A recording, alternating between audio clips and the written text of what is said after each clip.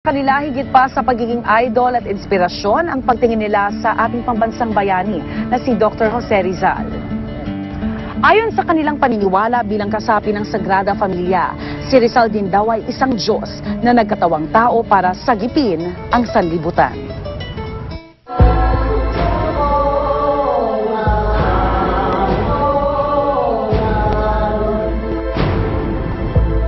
Huwag na yung Manila sumarap sa bayan.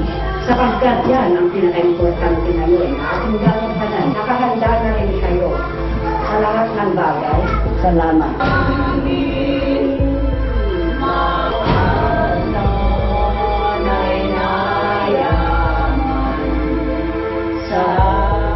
Rizalista kung sila ay tawagin.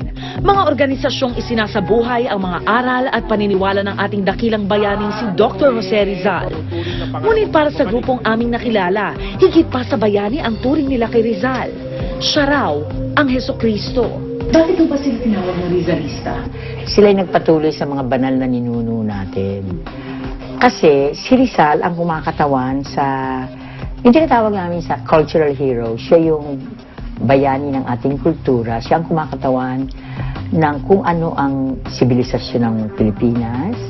Sa kanya nakita kung ano ang pagkatatak ng isang Pilipino.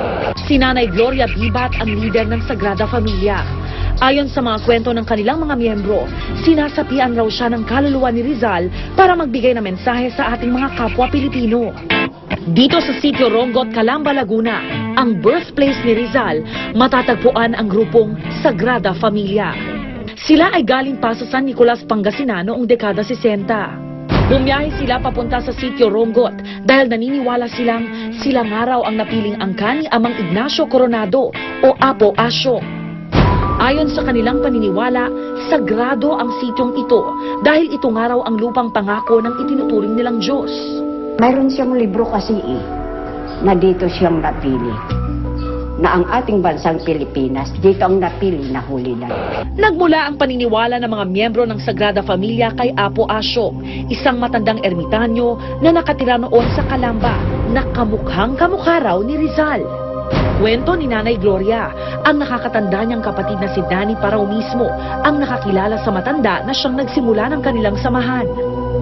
Ang kasama ko, ang kuya ko Danny, na US Navy retired, na siya rin ang nagligtas sa kanya ng kuya ko noong panahon ng hapon, 1941, ay pupunta sila sa Pilipinas upang tulungan ang ating bansa, pero binumba ng Hapon ang kanilang barko. Ang Amang Ignacio at kataas-taasang amang lumikha sa atin, nagpakita sa kanya sa ibabaw ng Pacific Ocean na kumakaway.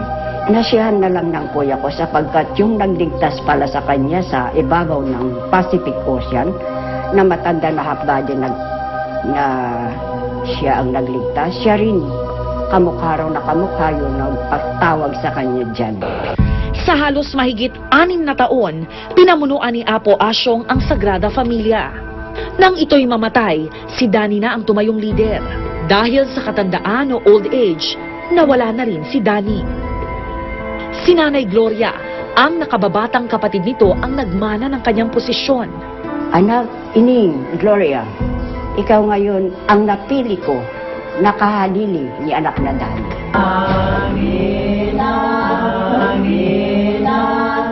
Ayon sa paniniwala ng Sagrada Familia, si Rizal ay isa sa kumakatawan sa 3 persona. Ang ating Panginoong Hesus, iisa lang yan, ang Amang Dr. Jose Rizal, Amang Ignacio Coronado, na siya rin ang kinatawan ng ating God Dr. Jose Rizal.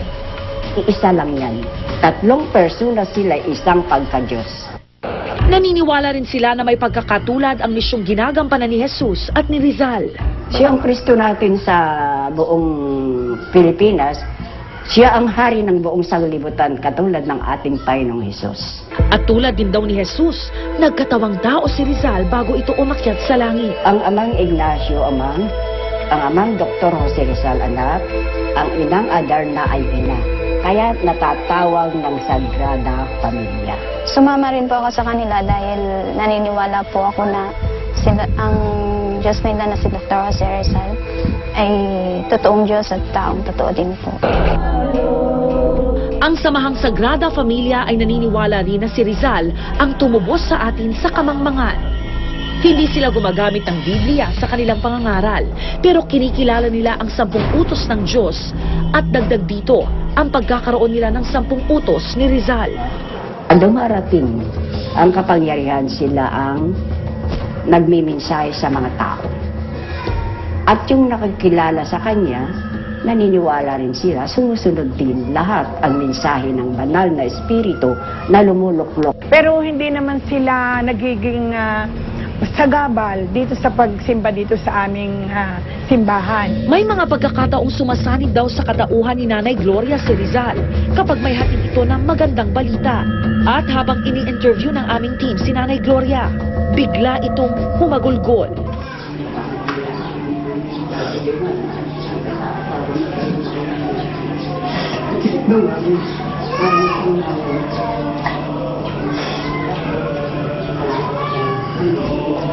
Yung kanyang espiritu, mararamdaman mo.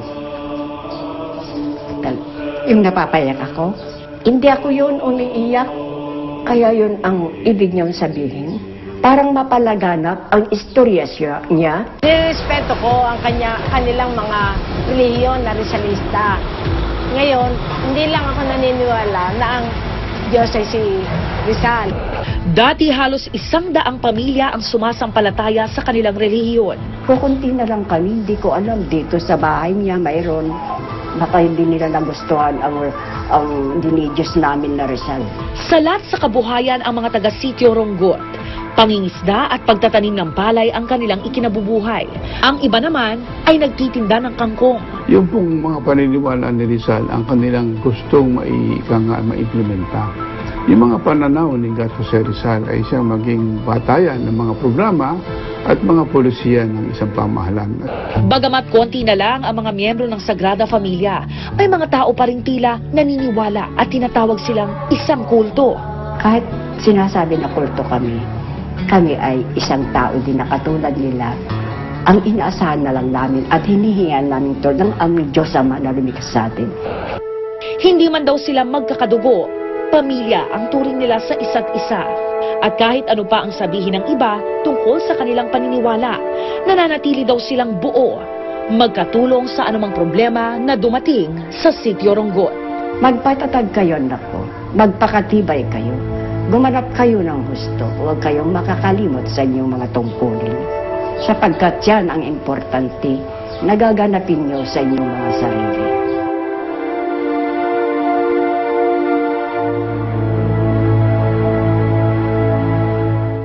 Iba't iba ang ating mga karanasan, tagumpay man o kabiguan.